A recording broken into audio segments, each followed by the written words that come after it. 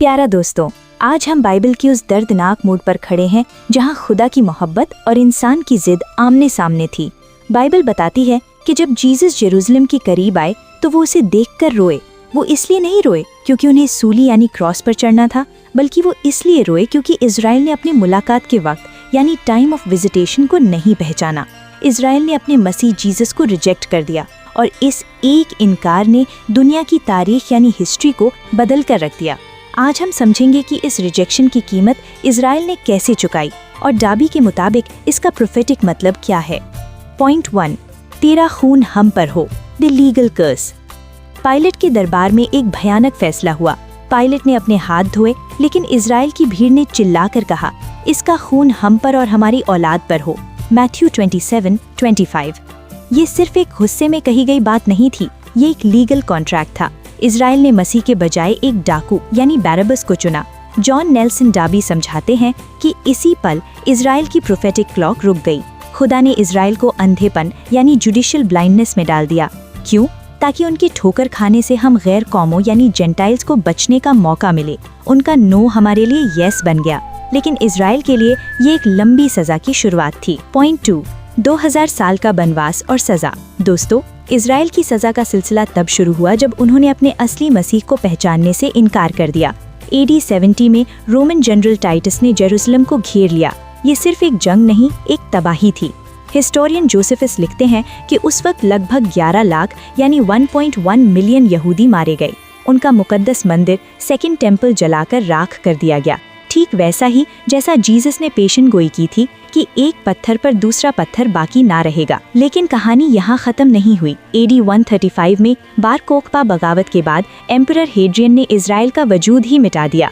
उसने इस जमीन का नाम बदलकर सीरिया पैलेस्टीना रख दिया और बचे कुचे यहूदियों को वहाँ से हमेशा के लिए निकाल दिया। इस जंग में 5,80,000 से ज्यादा लोग मौत के घाट उतारे गए। सदियों तक वो दुनिया के कोने कोने में भटकते रहे, लेकिन उन्हें कहीं सुकून नहीं मिला। रशिया में पोग्रॉम्स। 19th और 20th सेंचुरी में रशिया में उनका बेहिसाब कत्लेआम हुआ, द हॉलोकॉस्ट। और फिर आया इतिहास का सबसे काला साया। नाजी जर्मनी ने 60 लाख यानी 6 मिलियन यहूदियों को गैस चेम्बर्स और कैंप्स में खत्म कर दिया। ये सब क्यों? जॉन नेल्सन डाबी और कई स्कॉलर्स कहते हैं कि ये इजराइल की सजा का दौर था, क्योंकि उन्होंने उस कॉर्नर स्टोन यानी जीसस को रद्द कर दिया था। वो लो अम्मी बन गए, यानी खुदा ने उन्हें कह दिया, तुम मेरे लोग नहीं। 2000 साल तक न कोई राजा था, न कोई नबी और न ही मंदिर। लेकिन दोस्तों, क्या ये सिलसिला हमेशा के लिए था? खुदा का वादा कभी झूठा नहीं होता। अगला पॉइंट देखना मत भूलिए, क्योंकि वहाँ से शुरू होता है इजराइल का द रेस्टोरेशन। पॉइंट 3, सजा से शिफा तक, द रेस्टोरेशन। लेकिन क्या खुदा का गुस्सा हमेशा के लिए है? नहीं। रोमन्स 11 में अपोस्टल पॉल साफ पूछते हैं, क्या खुदा ने अपनी कौम को त्याग दिया? हरगिज नहीं।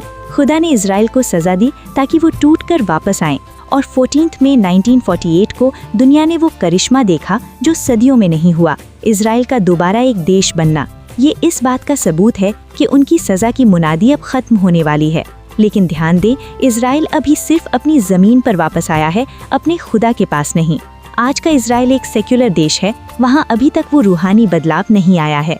अभी वो जेकब्स ट्रबल यानी 7 साल की वो मुसीबत बाकी है जो इजराइल को पूरी तरह पिघलाएगी।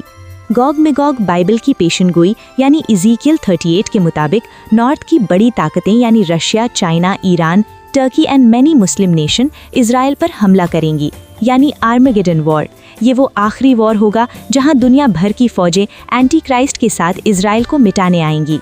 जब इजराइल के पास कोई चारा नहीं बचेगा, तब उनकी आंखें खुलेंगी। उस भयानक आग के बीच वो उस कॉर्नर स्टोन यानी हमारे परमेश्वर जीसस को पुकारेंगे, जिसे उन्होंने 2000 साल पहले रद्द किया था।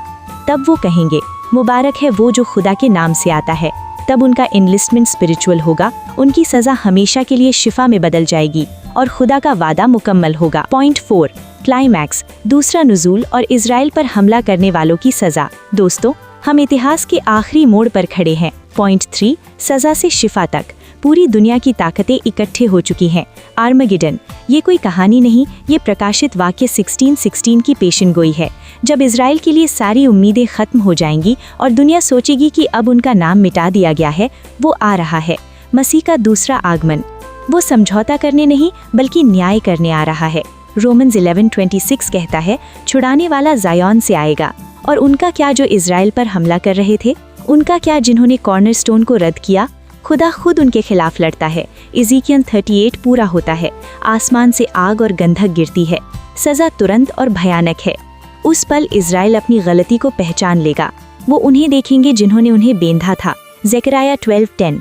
वो चीख उठेंगे, मुबारक है वो जो खुदा के नाम से आता है। उनकी सज़ा खत्म हुई, उनकी शिफा शुरू हुई। कंक्लूजन। मेरे दोस्तों, आपने इतिहास देखा, आपने इजराइल का भविष्य देखा, लेकिन मेरा एक आखिरी सवाल आपसे है। जो सज़ा आपने आज देखी वो सिर्फ देशों के लिए नहीं थी, वो नतीजा था खुदा के बेटे को रद्द करने का। इजराइल ने उस कॉर्नरस्टोन को रद्द किया और 2000 साल तक भारी कीमत चुकाई। लेकिन आज हम अनुग्रह के सबसे बड़े दौर में जी रहे हैं। खुदा का दरवाज़ा आज आपके लिए खुला है। मसीह का वो पाक खून जो उस क्रॉस पर बहा आज आपके पापों को धोने के लिए तैयार है। लेकिन याद रखिए, प्रोफेटिक घड़ी की सुई 12 बजने के बहुत करीब है। इजराइल वापस आ चुका है। निशानियां हर जगह हैं। अगली बड़ी घटना रैप्चर है और हो सकता है वो इस वीडियो के खत्म होने से पहले हो जाए। आज आपको फैसला करना होगा, क्या आप उस पाक खून को अपनी माफ़ी के लिए चुनते हैं या उस रोशनी का सामना अपनी सज़ा के लिए करेंगे। आप ये फैसला अभी कर सकते हैं, जहाँ भी आप बैठे हैं। मेरे साथ ये दुआ करें। ऐ परमपिता परमेश्वर, हमारी आंखें खोल ताकि हम वक्त को पहचानें। मैं पापी हूँ, मुझे माफ़ कर। मैं परमपिता परमेश्वर यीशु को अपने कॉर्नरस्टोन के रूप में कबूल करता हूँ। आमीन। आपके लिए मुख्य बातें। टेक अवेज। अविश्वास की कीमत। परमेश्वर को रद्द करने का नतीजा हमेशा गंभीर होता है। परमेश्वर की वफादारी। खुदा ने इजराइल को कभी नहीं छोड़ा, वो आपको भी कभी नहीं छोड़ेगा। तैयारी। इजराइल की घड़ी चल पड़ी है। रैप्चर बहुत करीब है। तैयार हो जाएं दोस्तों, वक्त बहुत कम है। आज ही जीवन को चुनिए। इस चेतावनी को दूसरों के साथ शेयर करें। मैं हूं आपका दोस्त और आप देख रहे थे काइटोरनी हमारी। God's blessing. परमेश्वर आपको आशीष दे और इजराइल को बरकत दे। आमीन।